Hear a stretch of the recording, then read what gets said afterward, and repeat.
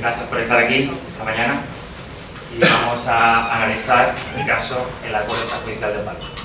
Aquí un presente, Andrés, ya me informó de este procedimiento justamente cuando salió en el 2015. Yo digo, bueno, entonces que llegue a Córdoba pues ya esperaremos un tiempo, pero bueno, ya ha llegado, ya está aquí y vamos a ver su aplicación o su aplicabilidad. Luego llegaste tú. Y ya con la materia. Entonces, ¿qué es el acuerdo extrajudicial de pagos? Pues es un trámite no judicial de mediación destinado a que el deudor pueda alcanzar un acuerdo con todos o parte de sus acreedores mediante la obtención de quitas, es decir, remisiones de deuda, esperas, es decir, aplazamientos, o bien cesiones de elementos patrimoniales del propio deudor, es decir, daciones en parte. Su regulación inicialmente estaba contenida en la ley del 2013, la ley de emprendedores, que modificó la ley concursal, y posteriormente se modificó por el decreto ley ya citado aquí, 1/2015, luego convertido a la ley 25/2015, denominada de segunda oportunidad. La regulación del 2013 sí que podemos calificarla, que se modificó después en el 2015, como un fracaso. Un fracaso por diversos motivos. Fundamentalmente porque había restricciones subjetivas, por ejemplo, las personas naturales, personas físicas no empresarias, no tenían acceso a este mecanismo. También existían restricciones objetivas, dado que el acuerdo extrajudicial solamente permitía quitas de hasta el 30% del pasivo y esperas no superiores a 3 años. Igualmente se excluía a acreedores públicos, cosa que se mantiene en la actual regulación, y también se excluía a acreedores con garantía real, cosa que en este caso hay que entender matizadamente en la nueva regulación. Igualmente y por último, además, el deudor debía justificar medios económicos suficientes para afrontar los gastos del procedimiento, cosa que se suprime parcialmente también en la nueva regulación. Entonces, en el 2015, a raíz de la ley 25/2015, se produce esa modificación, se regula bajo la regulación actual, se establece la regulación actual del mecanismo del acuerdo extrajudicial de pago. ¿Cómo será? ¿Será un éxito? Dependerá de nosotros, eso se verá. Pero en principio yo creo que existen los ingredientes para que lo sea. ¿Por qué? Por lo siguiente. En primer lugar, se amplía el ámbito subjetivo, se extiende la posibilidad de este mecanismo a las personas naturales no empresarias, como ya se ha mencionado aquí por Paco, y se amplían los efectos del acuerdo. Se permiten mayores quitas ilimitadas en el acuerdo y se permiten mayores esperas de hasta 10 años. Y sobre todo, para mí, la piedra angular del procedimiento, que es, para las personas físicas naturales, el mecanismo del beneficio de la exoneración del pasivo insatisfecho. Mecanismo que nos permite, conforme al artículo 178 bis de la ley concursal, a través de este procedimiento, acogernos a él y evitar tener que afrontar por parte del deudor el pago del 25% de los créditos ordinarios. Entonces tenemos la balanza, dos opciones para el deudor. En primer lugar, acudir al procedimiento de acuerdo extrajudicial, o en segundo lugar, pagar el 25% de los créditos ordinarios. Yo creo que la balanza debe inclinarse por la primera opción. Decir que ese mecanismo, a mí como jurista me tiene alucinado, vamos a hablar mal, ¿no? Pero me tiene alucinado porque es una ruptura total del artículo 1911 del Código Civil, es decir, la responsabilidad patrimonial universal con todos los bienes presentes y futuros del deudor. Es una ruptura radical y es un mecanismo que introduce de forma radical, novedosa, la ley de segunda oportunidad. Entramos en el ámbito subjetivo del procedimiento. ¿Quién puede pedirlo? ¿Quién puede solicitarlo? Pues en primer lugar las personas naturales no empresarias, con tal de que estén en estado de insolvencia, tanto actual como previsible o inminente, y que su pasivo no supere los 5 millones de euros. Esos son los dos requisitos fundamentales. Recordemos que la insolvencia se define en el artículo 2 de la ley concursal como quien no puede, quien no puede cumplir regularmente con sus obligaciones exigibles. También pueden acudir a él las personas naturales empresarias. Y por empresario no solamente se entiende lo que establece el Código de Comercio o la legislación mercantil, sino también profesionales y autónomos en general. Y también, por supuesto, pueden acudir personas jurídicas, con tal de que estén en un estado actual de insolvencia y de que en caso de concurso, su concurso no fuera de especial dificultad, es decir, que no hubiera más de 50, no tuviera más de 50 empleados, que el activo no tuviera más de 5 millones de euros y que su pasivo no fuera superior a 5 millones de euros. Y que además, en el caso de las personas jurídicas, se exige que tengan suficientes activos para pagar los gastos de este procedimiento. Existen prohibiciones, no pueden acudir a este procedimiento los condenados por sentencia firme en los últimos 10 años por delito contra el patrimonio, el orden socioeconómico, por falsedad documental, por delito contra la hacienda pública y seguridad social o por los derechos contra los trabajadores. Igualmente tampoco pueden acudir a él los que hubieran alcanzado un acuerdo extrajudicial o hubieran sido declarados en concurso en los últimos 5 años y los que actualmente se encuentran negociando un acuerdo de refinanciación o se hubiera admitido ya a trámite la declaración de concurso. Competencia. El ámbito subjetivo está muy ligado a la competencia del órgano receptor. Para las personas naturales el competente es el notario. Para las personas jurídicas el competente es el registro mercantil. Y para los empresarios, ya sean personas naturales o personas jurídicas, también adicionalmente es competente la Cámara de Comercio, Industria, Navegación y Servicios, competente con arreglo a su normativa. ¿Vale? Por tanto, repito, el ámbito subjetivo está muy ligado después a la competencia del órgano que va a tramitar esa solicitud. ¿Quién lo solicita? El deudor. En la persona jurídica, obviamente, el órgano de administración. Competencia territorial. La ley, el legislador ha querido que sea el correspondiente a su domicilio, ya sea notario, registro mercantil o Cámara de Comercio. El competente al domicilio del deudor. ¿Cómo se presenta? Pues se presenta por un escrito, un formulario normalizado aprobado por el Ministerio de Justicia, que debe contener los requisitos del artículo 232 de la ley concursal. ¿Qué son esos requisitos que deben presentarse o que deben contener ese documento? Inventario de activos, ingresos del deudor, lista de acreedores, muy importante, contratos vigentes y los gastos mensuales previstos del deudor. En la lista de acreedores, con independencia de que, repito, no les afecte, se deben incluir los créditos de derecho público y los que tengan garantía real. Y si la persona natural es casada, debe aportar o debe justificar su régimen económico matrimonial, y si la vivienda habitual es de ambos cónyuges, quiero decir, deben consentir el procedimiento ambos cónyuges. El órgano receptor, ya sea el notario, el registrador mercantil o la Cámara de Comercio, debe admitir a trámite si se cumplen todos los requisitos o no admitirlo y dar un plazo de 5 días al deudor para que pueda subsanar los requisitos que se puedan plantear. Si se subsana, se admite por tanto la solicitud, y si no se subsana, se inadmite definitivamente el procedimiento y no cabe concurso. Se debe abstener de realizar actos que excedan de su tráfico o giro propio de su actividad. Nos planteamos una cuestión también a debatir: si debe realizar un acto de disposición que exceda de ese tráfico normal de ese empresario o profesional. ¿Quién es el competente para autorizarlo? El mediador no, desde luego, no tiene esa facultad legalmente. Se debe entender que debe ser el juez competente para tramitar el eventual concurso. Respecto a los acreedores, ¿cuáles son los efectos del comienzo?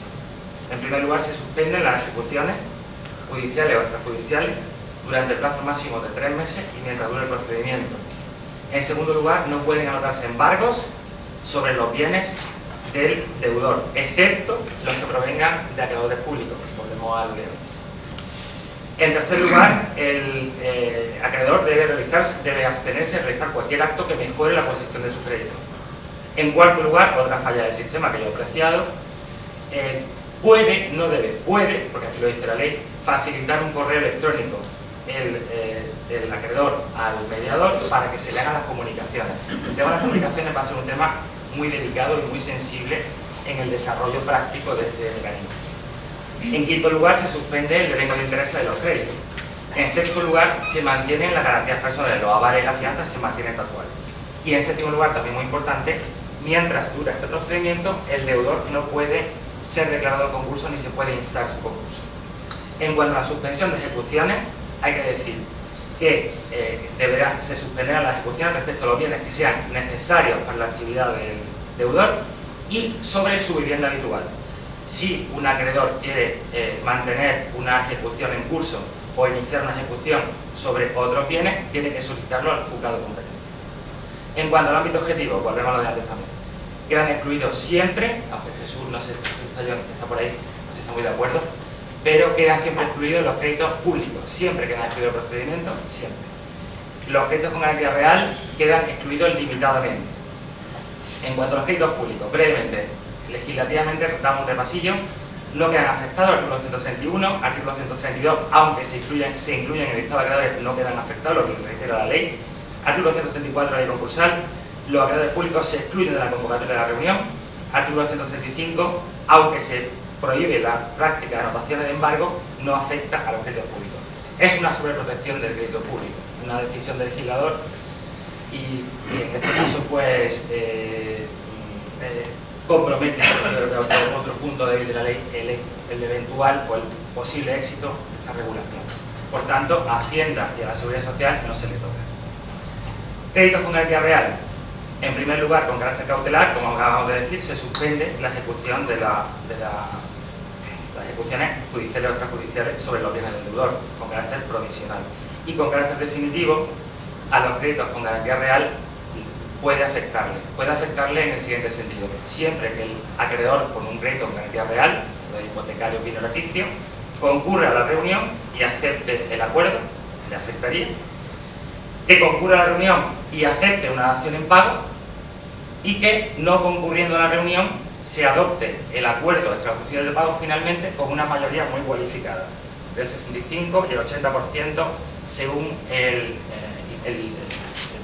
volumen o la duración de la espera, si es hasta 5 años o hasta 10 años respectivamente. Sobre el arancel de los arancelados concursales, que son, si el deudor es persona natural no empresaria, reducción del 70%, si es empresaria, persona natural, reducción del 50%, y si es persona pública, reducción del 30%.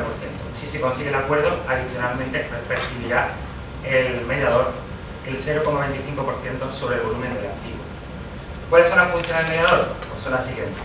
En primer lugar, contrastar la información suministrada por el deudor. En segundo lugar, convocar a los acreedores a la reunión ante notario o registrador.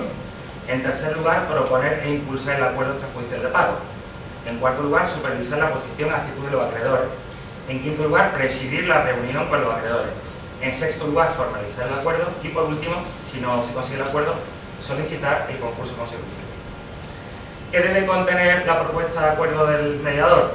Pues puede contener esperas por un plazo de hasta 10 años, quitas, cesión de bienes, es decir, acciones en pago, conversión de deuda en acciones o participaciones si es persona jurídica y conversión de deuda en préstamos participativos por plazo no superior a 10 años. A la propuesta de acuerdo ha de acompañarse necesariamente un plan de pagos que determine las fechas y los importes en que se pagarán los créditos y un plan de viabilidad en que se justifiquen cómo se generarán los recursos y liquidez para hacer frente al plan de pagos. ¿Cuál puede ser la posición de los acreedores ante esa propuesta de convenio? En primer lugar, pueden introducir modificaciones. En segundo lugar, pueden oponerse por escrito siempre. En tercer lugar, pueden aceptarlo, también por escrito. Y por último, pueden no aceptar ni oponerse. En ese caso, como acaba de mencionar Paco, el peligro es que se consideren sus créditos, y también para la banca eso es muy importante, como créditos subordinados y por tanto puedan verse frustrados su expectativa de cobro en el eventual concurso. La eventual aceptación o no aceptación, y comenzamos por la no aceptación. Si no se acepta la propuesta de acuerdo presentada por el mediador, en ese caso el mediador debe presentar o instar la declaración de concurso consecutivo. Lo debe comunicar tanto al organismo receptor de la solicitud, notaría, registro o cámara de comercio, al deudor y a los acreedores. Igualmente, el mediador debe comprobar si la situación de insolvencia en ese momento persiste. Se presume que persiste. Bien. Incluso debe solicitarlo cuando el deudor no tenga medios, no tenga activos para pagar los gastos del procedimiento. Está obligado a solicitarlo. Y para la persona natural, reiteramos lo de antes, significará la posibilidad de que se pida el beneficio de la exoneración del pasivo de satisfecho. En caso de aceptación de la propuesta, en primer lugar, ha de ser aprobada por la mayoría establecida en el artículo 238.1 de ley concursal, 60% para quitas de hasta el 25% y espera de hasta 5 años, 75% de los acreedores para esperas de hasta 10 años. Si se adopta el acuerdo por parte de los acreedores, ¿qué debe hacer el mediador? Pues elevarlo a escritura pública y además, después de su elevación a escritura pública, de su formalización, la actividad del mediador no concluye, sino que además debe velar por el cumplimiento de ese acuerdo. Si se cumple finalmente el acuerdo, debe además levantar acta notarial y presentarla en el registro público concursal. Si Si se incumple, debería en ese caso volver al principio, solicitar el concurso consecutivo. Tenemos que decir, por tanto, que si se aprueba ese acuerdo, afecta a todos los acreedores, excepto, repito, a los acreedores de derecho público, a la administración, y parcialmente a los que tienen una garantía real. Los efectos de la aprobación definitiva son los siguientes. En primer lugar, se suspenden definitivamente las ejecuciones sobre los bienes del deudor. En segundo lugar, se novan los créditos mediante los correspondientes aplazamientos, remisión de deuda o las daciones en pago. Y no se extiende a los avalistas. En principio, el acuerdo no se extiende. Los acreedores podrían perseguir a los avalistas. Impugnación. Cabe la posibilidad de que el acuerdo, una vez aprobado, sea impugnado. Esto también es un tema que va a generar polémica. ¿A quién corresponde esa legitimación activa? Al acreedor que no hubiera sido convocado. El tema de la convocatoria es muy importante, insisto. El que no hubiera votado a favor o el que hubiera manifestado su oposición. Esos son los que están legitimados para impugnar.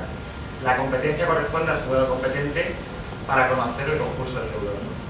Y no se produce como efecto nunca la suspensión de ejecución del acuerdo. La motivación también está tasada, son 4 causas. La falta de concurrencia de las mayorías exigidas, la falta de convocatoria de los acreedores, la superación de los límites para la espera o la desproporción en las medidas acordadas en el acuerdo. Por último, pasamos a estudiar la especialidad prevista en el artículo 242 bis de la ley concursal en relación al acuerdo extrajudicial para las personas naturales no empresarias.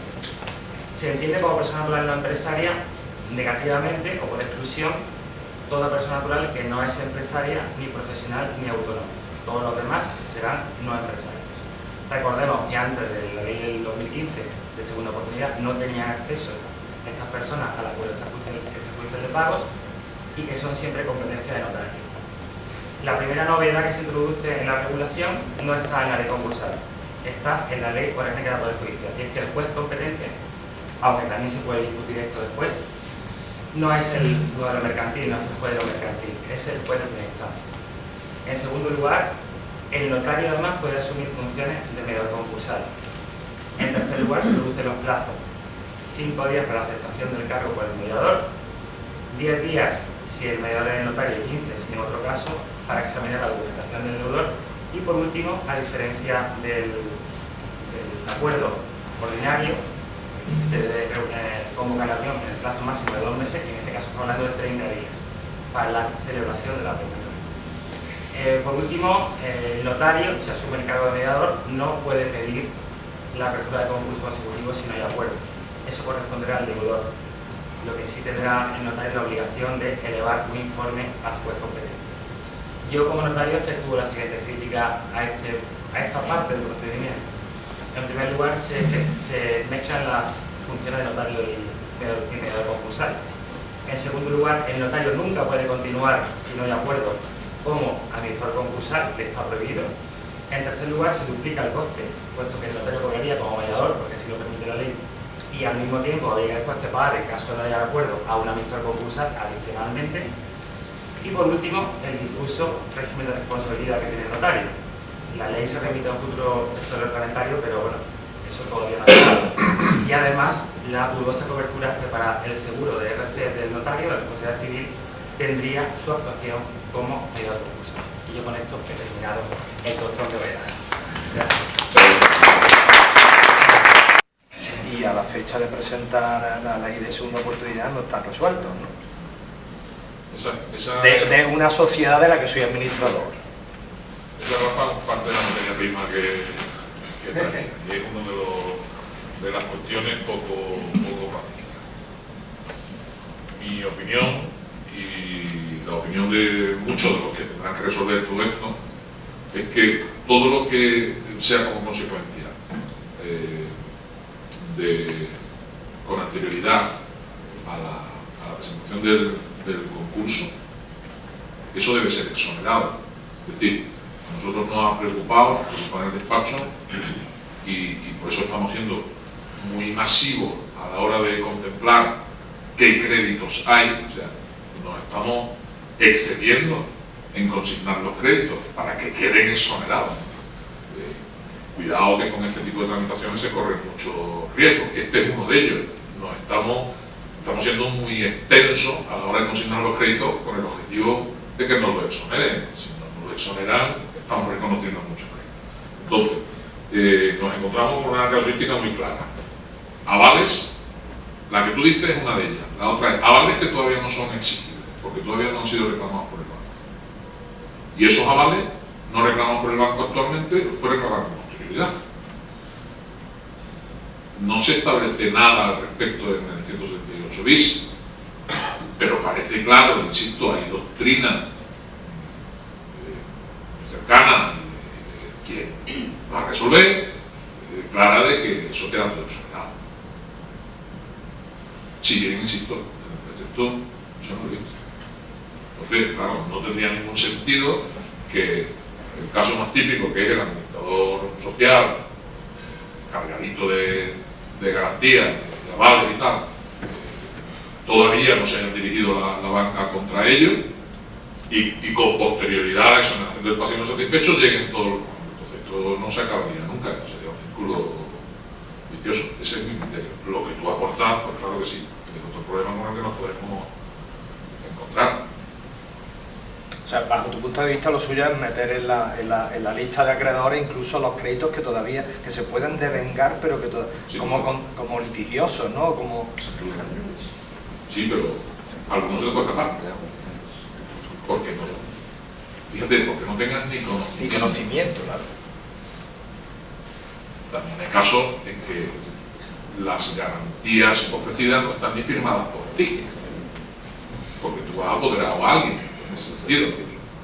Puede llegar hasta la típica incertidumbre o abandono en muchos casos de que ni siquiera el administrador sabe o el socio sabe lo que ha firmado y lo que ha hablado. Por eso, en mi opinión, nosotros en el despacho estamos sacando pecho, porque estamos poniendo todas las cartas encima de la mesa, pero nosotros estamos consignando todos los créditos que podamos. Oye, ese crédito puede tener cierta contingencia, cierta nada. Por si acaso lo incluyo, ¿no? Por si acaso, y aún así, insisto, yo creo que los criterios generales, la doctrina general opina que todo lo que es como consecuencia de lo anterior, que va a quedar exonerado. ¿Qué pasa si nos encontramos posteriormente un premio, una sanción, una inspección? Sobre todo si estamos hablando de una derivación. En fin, ese tema es poco pacífico, pero yo lo único que puedo sugerir es que seamos muy amplios.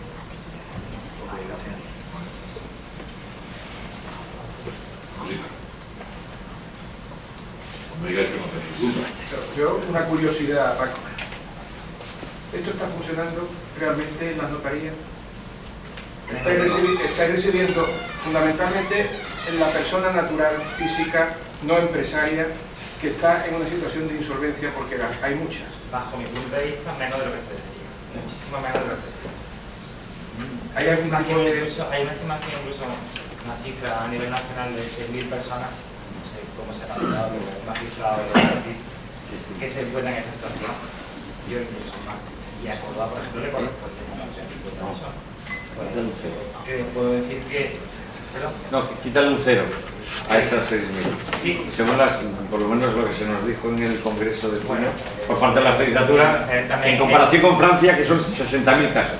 Que aquí en España no llega a 600. No, digo, pero que hay 6.000 personas, se supone que pueden tener esta situación, o que son aptas, o que son... que podrían tramitar este procedimiento. Pero desgraciadamente yo he hecho 5. No sé cuántas se han hecho ahora, pero hace 15 o 20. 6 o 7, no lo sé. Pero creo que para Córdoba, hablando de Córdoba, ¿no? Debería corresponder mucho más, y a nivel nacional también. Y creo que un procedimiento, sinceramente, oye, se consigue, como digo, una ruptura radical del principio de responsabilidad patrimonial, es decir, que un deudor no va a responder con sus bienes presentes y futuros. Y eso es un aliciente para el deudor. Pero yo creo que esto ha sido entendido un poco como las subvenciones que no tienen fondo. En el sentido de que nos ha podido parecer a todos un poco increíble, pero desde la perspectiva de que las sociedades mercantiles ya gozaban de esto, ¿por qué no nos lo vamos a creer? Las sociedades mercantiles se disuelven, tal como ha dicho antes Juan, se disuelven, se liquidan y si la pieza acepta de calificación, ha sido fortuito, no se debe nada. Entonces, esa oportunidad, insisto, como ha dicho Juan, no la tenían las personas físicas porque no se disuelven. Sí se puede liquidar su patrimonio, pero no se disuelve, entonces quedaban con la carga para toda la vida, ¿no? Esto es una alternativa que dota a las personas físicas de ese privilegio que tenían las personas jurídicas. Yo creo que eso puede ser un hándicap para que el público en general y también los profesionales no se hayan creído esta película, ¿no? El hecho de que, bueno, ¿cómo es que se exoneran, que se quedan sin deuda? Pero esto es imposible, esto es como una subvención que luego no me la dan porque no hay fondo. Ese es mi... También creo que se entraría de todos nosotros, sobre todo porque el ciudadano de la calle difícilmente tiene conocimiento de este procedimiento porque también es muy técnico, pero yo creo que asesores, abogados, notarios, registradores, todos participamos de esto y si la ley está ahí, yo creo que es el mecanismo que se puede utilizar y que creo que se utiliza para casos que se han mencionado aquí, el profesional que ha hecho unas inversiones potente y luego el despacho ha venido menos, igualmente como el empresario, igualmente la balista de una sociedad mercantil familiar que avala con unas cantidades altas y que luego la sociedad, por el motivo que sea, por la crisis, por lo que sea, viene a menos. Es que yo creo que es un mecanismo, de verdad, yo, a raíz precisamente de esta conversación contigo y con Fernando, y después también con otro asesor, con Antonio Castillo, que no está aquí, yo al principio no me lo creía muy bien, ¿cómo puede ser? Pero luego viéndolo y luego estudiándolo, pues es así. Yo por mi falta de conocimiento veo que aprender y no crear debate. Voy a preguntar directamente. Se me viene a la cabeza un caso de un transportista, un problema porque una persona fallece. Se le declara responsable y esta persona, pues, la indemnización que correspondía a la familia, pues condenado a satisfacer un importe, como viene presente y futuro. En este caso, esta persona podría acogerse a esta situación. Sí, el problema podría estar, ha sido condenado solo a la responsabilidad económica o también... hay más penas de acceso. Pues si tiene una condena penal. Pero la pena penal siempre te pago si es por un atropello, has dicho. Yo entiendo que no entra dentro de los delitos que supone protección, ni para el acuerdo extrajudicial ni para el beneficio de la exoneración.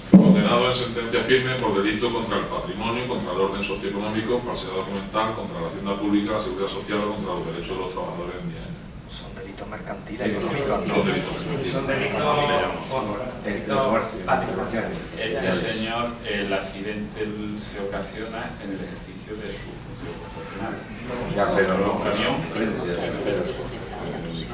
Yo creo, otra cosa es que el matiz emocional que tenga de que la familia finalmente no pueda resarcirse de... Pero con la ley en la mano parece que podría tener derecho, porque el delito no está dentro de la... Plantea también otro caso que hemos caído. Este tipo de situaciones que se pasan en la vida. De manera accidental, además.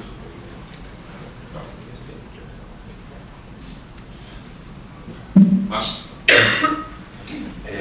Hombre, yo desde el... Voy a hablar como abogado, no como abogado de banco, pero desde la perspectiva de que a un banco eso de que no le paguen, como a cualquier acreedor, siempre le chirría, quizás quería resaltar un aspecto que quizás a lo mejor no habéis tocado con profundidad y que creo que tiene bastante importancia, que es todo lo relativo al plan de pago. Sobre todo por lo siguiente, porque no solamente los bancos, sino cualquier acreedor tiene la posibilidad de revocar ese reconocimiento si en el plazo de los 5 años se ha incumplido el plan de pagos que se ha pactado. Es decir, que entiendo que los planes de pagos que se apliquen o que se diseñen aquí tienen que ser planes de pago realistas que se puedan cumplir, porque el incumplimiento de cualquiera de los pagos de ese plan de pago durante el periodo de los 5 años da lugar a que cualquier acreedor pueda revocar ese reconocimiento. Es decir, que ese reconocimiento es provisional, está condicionado a un cumplimiento por parte del deudor que puede dar lugar a la revocación dentro del plazo de los 5 años. Si eso se produce, esa revocación es con todos los efectos y beneficiaría a todos los acreedores. Lo que quiero decir es que quizás nos vamos a encontrar en el futuro con dos vías que los acreedores van a utilizar contra los deudores. Una va a ser la vía penal, ¿vale? Entiendo que se va a producir un aumento de las denuncias y las querellas contra los deudores, precisamente para conseguir sentencias condenatorias, claro, siempre y cuando, claro, que haya un resquicio, pero que hasta ahora no se estaban haciendo, es decir, denuncias que no se estaban planteando, realmente porque no se utilizaba esta vía, siempre se iba por la vía civil y no por la penal. Entiendo que se va a utilizar a partir de ahora para obtener sentencias condenatorias contra deudores, precisamente para obtener una sentencia que permita la revocación del reconocimiento. Y sobre todo, tengo claro que en los supuestos en los que se produzca un incumplimiento del plan de pago dentro del plazo de los 5 años, se va a producir solicitudes de revocación del reconocimiento de este beneficio. Con lo cual, lo que sí hay que tener muy claro cuando se plantea esto es que ese plan de pago hay que cumplirlo en los 5 años. Y entiendo que en el mayor porcentaje de posibilidades ese incumplimiento se va a producir. Es decir, lo estamos viendo en la realidad, es decir, los convenios difícilmente se cumplen, los planes de pago en este caso no es que se vayan a incumplir, es que doy por supuesto que no se van a cumplir en ningún caso. Por lo cual realmente en la práctica vamos a ir que vamos a tener un beneficio o un reconocimiento de un beneficio que en la práctica no se va a plasmar porque va a ser revocado casi con toda seguridad en el futuro. No sé qué opináis de... Sí, yo tengo mi opinión. Completamente de acuerdo contigo. En primer lugar, que los planes de pago no pueden ser temerarios.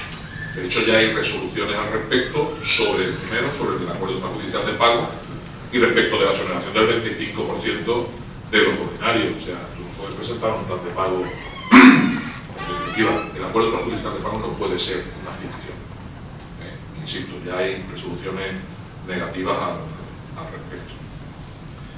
Y en cuanto al plan de pagos a la finalización del concurso para la exoneración prevista a los 5 años, no se nos olvide que, aunque los acreedores tienen la posibilidad de revocación, el deudor también tiene la posibilidad de no cumplir el plan de pago e irnos a la tercera alternativa que habíamos visto. Luego, ojo con los acreedores que quieran revocar. Pero yo creo que esa posibilidad es siempre y cuando ninguno de los acreedores haya solicitado la revocación del beneficio por incumplimiento del plan de pago. No, porque es un derecho que tiene el deudor, que si en la trayectoria del cumplimiento del plan de pago tiene la capacidad, el derecho de incumplirlo si está cumpliendo la aportación, la aplicación de más del 50%.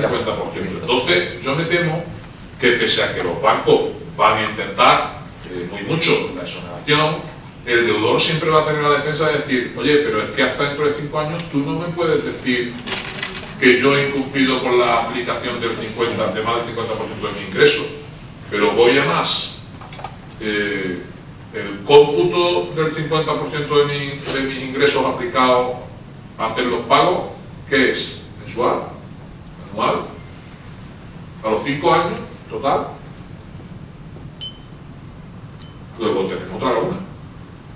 O sea, Cajasur intenta revocar el beneficio de la exoneración y le dice al deudor, oiga, usted no está contento del plan de pago, así que se va usted por favor a la playa, pero que aquí ya no hay exoneración del pasivo satisfecho. Te dice el deudor, ojo, como tú sabes que yo no voy a cumplir el requisito si todavía no sabemos si el cómputo de mi ingreso global, anual, como quiera que se quiera interpretar después, no está llegando a más del 50%. Pero ahí yo no comparto tu opinión. Porque tú crees que hay derecho a la revocación. Sí. Sí, si te fijas en el apartado 8 del artículo que regula esto, dice, transcurrido el plazo fijado para el cumplimiento del plan de pagos, sin que haya sido revocado el beneficio, ¿vale?, el juez del concurso a petición del deudor podrá declarar reconocido total, ¿vale? Es decir, que, y luego en el 7, es donde te regula esto, y no te establece ninguna condición, es decir, que el incumplimiento del plan de pago da derecho a la revocación del beneficio. La condición es que hay un 8. Sí, pero... vamos, que no sé si, pues la verdad que no creo que hay ningún precedente sobre esto, con lo cual... La condición es que hay un 8 a continuación que te permite que puedas exonerarte sin cumplir en su integridad. Sí, pero está condicionado. al transcurso de los 5 años sin revocación. Bueno, pero una cosa es ¿Vale? solicitud de revocación y Por otra eso cosa es dice, que... transcurrido el plazo fijado para el cumplimiento del plan de pago sin que se haya revocado el beneficio. Claro. Y la revocación del beneficio es el incumplimiento del plan de pago. Por eso digo, depende de que los acreedores insten o no la revocación del beneficio para que el 8 entre en funcionamiento. Depende de que lo conceda su señoría. Claro, sí. Si su señoría interpreta que hasta que no se pueda verificar el cumplimiento de lo que establece el apartado 8, pues habrá que esperarse a los 5 años para la revocación. Bueno, pero podría revocarse al final. Podría revocarse al final, entiendo que si no se cumple la aplicación de más del 50%, porque insisto que puede ser €1, porque los ingresos pueden ser €2 mensuales. Vale. No, pero es que yo creo que sí se puede revocar el plan de pago aunque haya un incumplimiento, aunque se cumpla el 50%. Pues de eso vamos a tener... Esa es la materia, claro, esa es la cuestión. De eso vamos a tener Esa es la cuestión. muchísimo. Por eso, sin duda, que lo que estamos en esta mesa, estamos defendiendo que esto se ponga en valor, ¿no? Y lo estamos aplicando, ¿no? En nuestro despacho y en nuestra experiencia. Pero ojo que hay todavía muchas lagunas, el tema de los créditos públicos, ojo con los plazos, el tema de las comunicaciones, el tema de los estudiantes concursales, que va a haber con toda seguridad, con mucha banca y con mucha administración. Ojo con el tema de los plazos. El tema de los plazos también tiene muchas lagunas. Nosotros hemos interpretado en el despacho que los plazos, los que por supuesto no se consignan como naturales, los que no se dice nada, y los que hay dudas deben de ser hábiles, deben de ser naturales, porque si fueran hábiles se irían fuera del perímetro de los 2 meses que se establece para presentar de los 2 meses que se establecen para presentar el consecutivo. Dice como el procedimiento orientado hacia los profesionales que se debe entender que son viables. Sí, pero se nos sale de los 2 meses. De los 2 meses para presentar también que hay que ver. el consecutivo. Tú te has trabajado, mira, con mi compañera Cristina. Se nos sale de los 2 meses si aplicamos cómputo. Yo, un tema que me gustaría incidir, el tema de las comunicaciones, que puede ser clave en el procedimiento de la protesta judicial de pago. Debido al poco formalismo que el legislador le ha querido dar al procedimiento, se permiten comunicaciones por correo electrónico.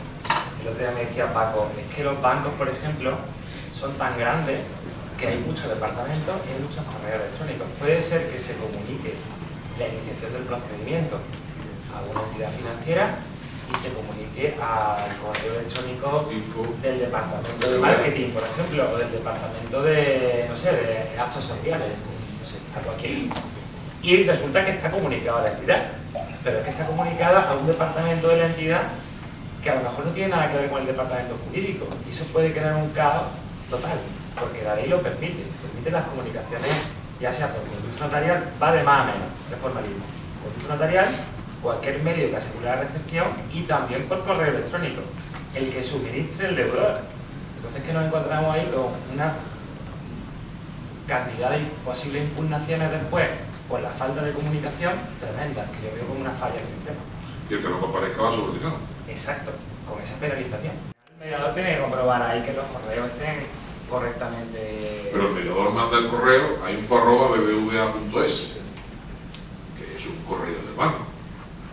Claro, la maquinaria de la banca que uno conoce... Suele llegar. Pero nuestra experiencia es que el 50% de los bancos yo no están haciendo nada. Por analogía con el procedimiento de subrogación hipotecaria, que es cierto que Jesús está aquí presente, en algunos muchos casos, resulta que la comunicación por escrito que hace el notario para la subrogación hipotecaria a veces no llega. A veces no llega. Imagínate con un correo electrónico del departamento de publicidad. O llega a spam, Sí. que también puede pasar. Hay un tema que me ha llamado mucho la atención, lo ha puesto Paco Paniagua sobre la mesa, y el tema va a ser la proliferación de las querellas, para intentar tener una sentencia firme para cuando llegue el momento evitar la exoneración. Yo creo que eso es un tema que el legislador no ha valorado lo suficiente, porque es verdad que muchas veces se ha sujetado la entidad financiera en la interposición de la denuncia, la querella por la vía penal ante algún alzamiento, ante algún, de cara a no perjudicar, pero esto va a suponer el levantamiento de la vela en este sentido.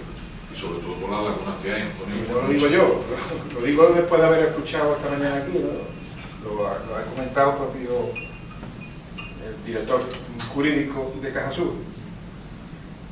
Sí, pero no porque lo vayan a hacer los bancos, que lo puede hacer cualquier acreedor, ¿vale?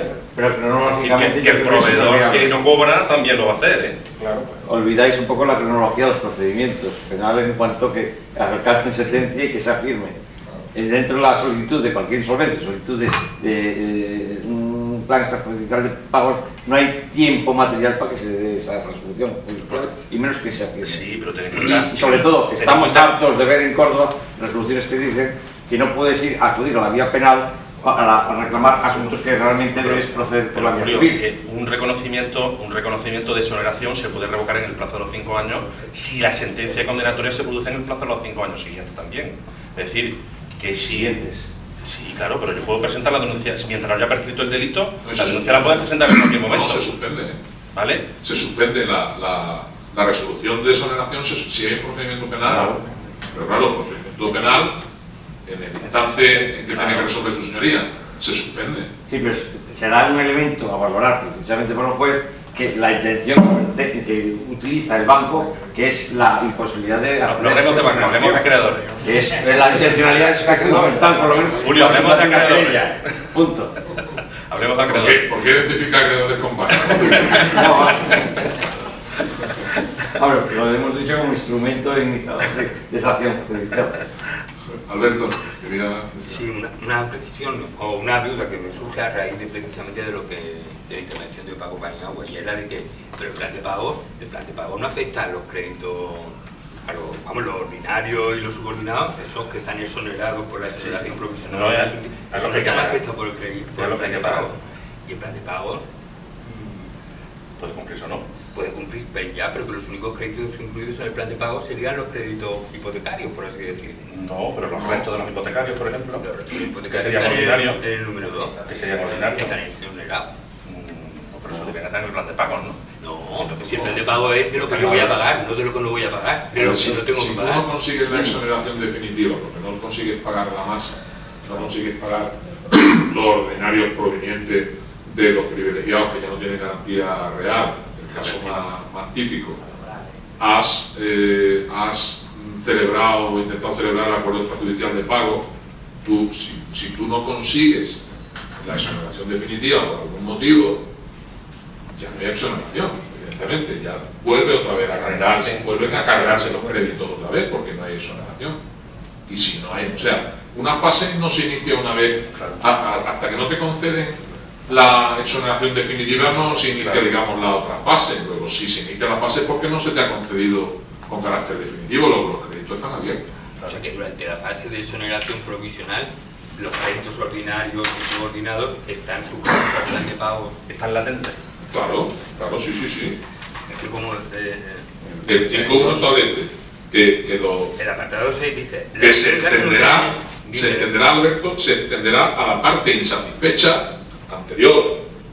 La no satisfecha es la que hemos denominado definitiva de los créditos ordinarios y subordinados pendientes a la fecha de conclusión de concurso. Ya, pero el apartado 6 comienza diciendo: las deudas que no queden exoneradas conforme a lo impuesto en el apartado anterior deberán ser satisfechas por el concursado dentro del plazo de los 5 años conforme al plan de pagos que tengo que presentar. Y dice eso, las deudas que no queden exoneradas conforme a lo impuesto en el apartado anterior. Esas deudas que no quedan exoneradas son las que dice el apartado 5, y el apartado 5 se refiere que quedan exonerados créditos ordinarios y subordinados, exceptuando créditos de derecho público por el momento. Y después los créditos garantizados, especialmente privilegiados, del artículo 91, la parte que haya quedado cubierta por la garantía. Es decir, si no quedan satisfechos, o sea, pasamos a la segunda fase si no quedan satisfechos los del 3-4.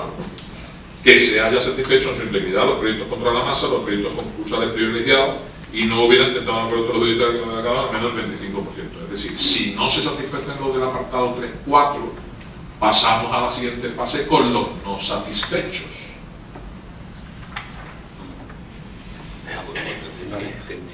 Con los no satisfechos, que es lo deseable, lo que hayamos celebrado con nuestro judicial de pago, 100%. De los ordinarios no hay que satisfacerlo, los privilegiados en el camino, en la ruta del concurso, van a desaparecer, los de privilegio especial, van a quedar los generales, van a quedar los créditos públicos, y con los que no se hubieran podido pagar, comenzamos el pistoletazo de salida a la nueva fase. Pero que yo entiendo que la solicitud de revocación la puede plantear cualquier acreedor, aunque no le paguen a él porque su préstamo está exonerado. Es decir, si no pagan las deudas públicas, tú no pagas los impuestos, pero cualquier otro acreedor puede solicitar la revocación. Las deudas públicas no forman parte del plan de pago. No. Eso tienen un plan aparte que se dice aquí, que dice que se requieren por las normas, por su normativa específica. Vale. O sea, porque yo incumplo con la los restantes siempre salvo los públicos. Sí, claro, la revocación. Los restantes. La revocación es respecto de la exoneración, cualquier acreedor puede solicitarla. ¿Más cositas?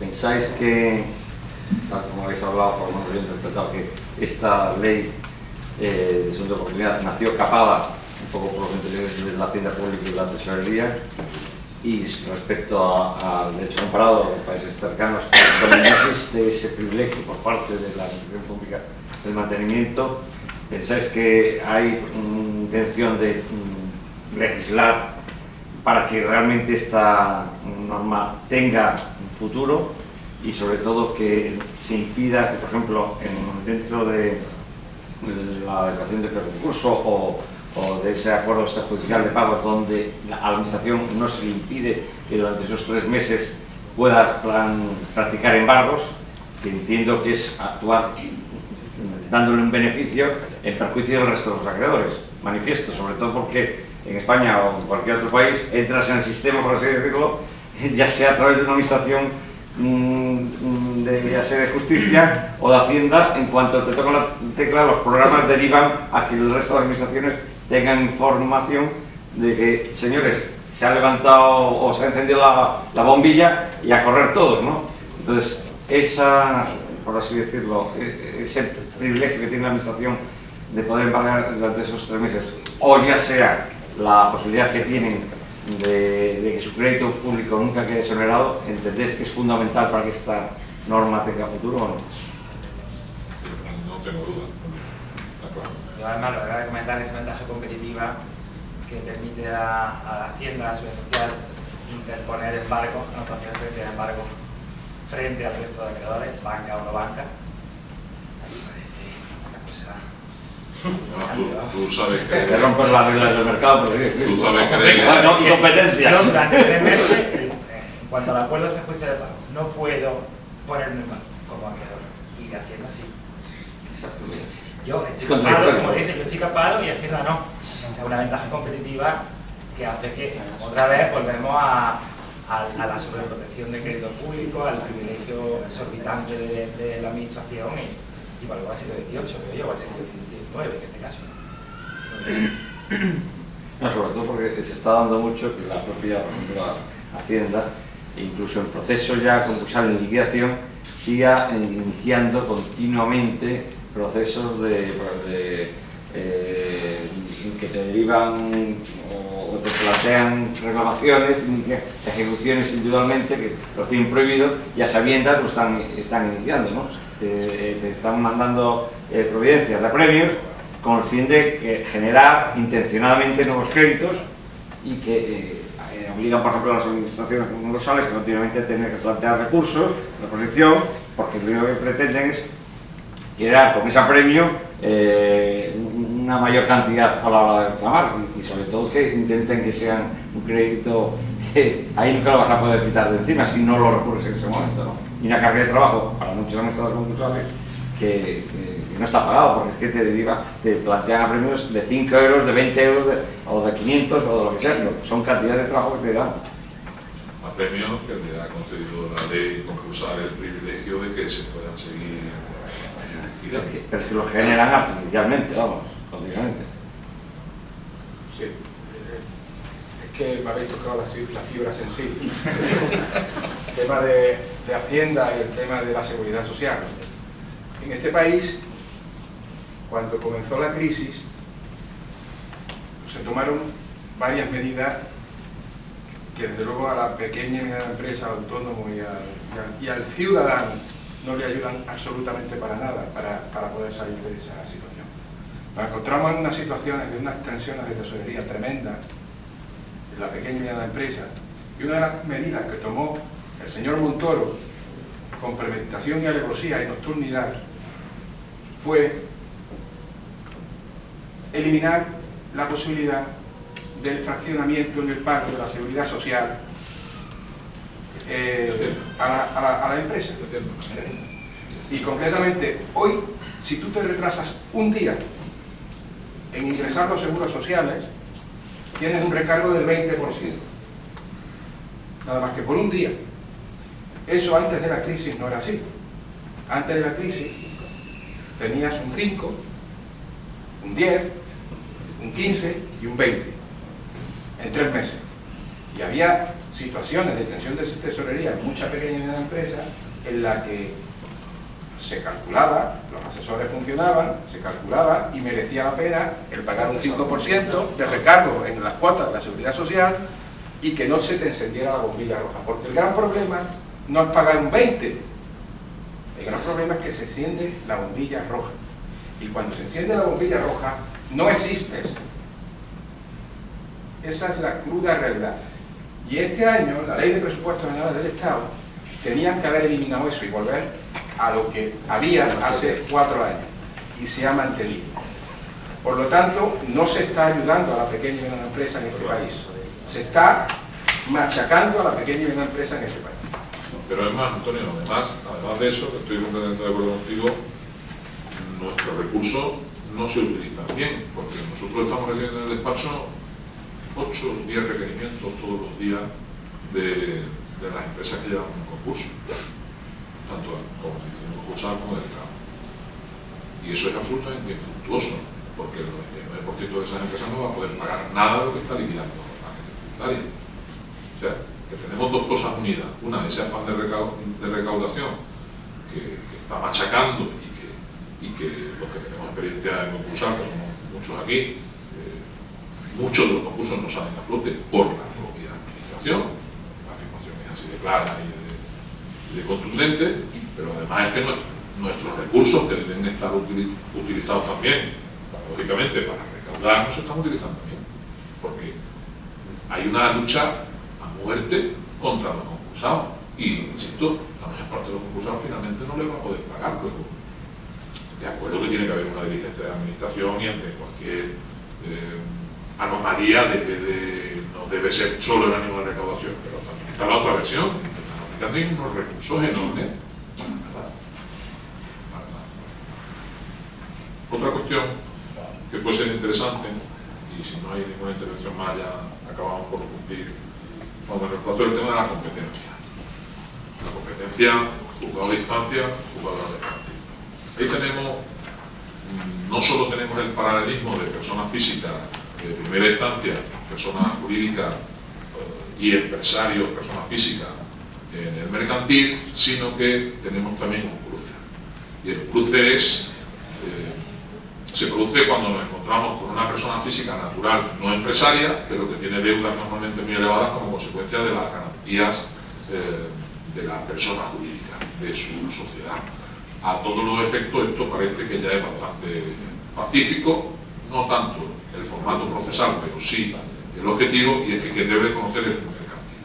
¿Vale? Hay un acuerdo ya entre los jueces, en virtud del cual la primera instancia cede, como mercantil absorbe, conocer todo lo que tiene que ver con que la mayoría de las deudas sean de carácter empresarial, aunque sean a nivel de garante y no como deudor principal. En el procedimiento sí hay algunas dudas, sobre todo porque al inicio de todo esto nosotros hemos pasado por notaría y luego parece que es un poco antinatura que después de notaría acabe en el mercantil. Bueno, pues la vía que hemos tenido es, como por su naturaleza, la comunicación acaba en primera instancia, nos hemos dirigido a primera instancia y nos hemos llevado el expediente para el ¿vale? Que yo creo que es importante y siempre beneficioso que el órgano que conozca pues sea el que tradicionalmente ha conocido la ley concursal y no un juez que se está empezando a familiarizar ahora con... Si me permite, yo me he encontrado en un procedimiento una resolución de un letrado de la Administración de Justicia, de un antiguo secretario judicial, de un juzgado de lo civil, no puedo hablar instancia, sobreseyendo el procedimiento por falta de competencia en el ámbito de una persona natural, no empresaria. Imagínate el conocimiento del procedimiento en los juzgados de primera instancia. Bueno, una decisión del legislador, pero esto me lo he encontrado yo. Bueno, no puede inhibirse un juzgado de primera instancia en el ámbito de una persona natural, no empresaria, que claramente le dice que es su competencia. Bueno, me lo he encontrado. Obviamente lo va a rectificar, ¿vale? Pero se le tiene que decir que rectifique. En principio rechazaba la competencia. Imagínate el conocimiento de algunos juzgados de este procedimiento. Es nulo, vamos. Bien, ¿alguna cuestión más? Pues perfecto, seguimos con el horario previsto. No quiero que finalicemos sin agradecer a la presencia también del Grupo Somos, que es colaborador habitual nuestro, en la propia de esta iniciativa. Y bueno, pues agradeceros mucho vuestra asistencia y vuestra participación, que es lo que alimenta la idea de estas sesiones, y quedáis ya invitados para el próximo, que todavía no sabemos cuál va a ser el tema, pero seguro que va a ser enormemente interesante. Muchas gracias.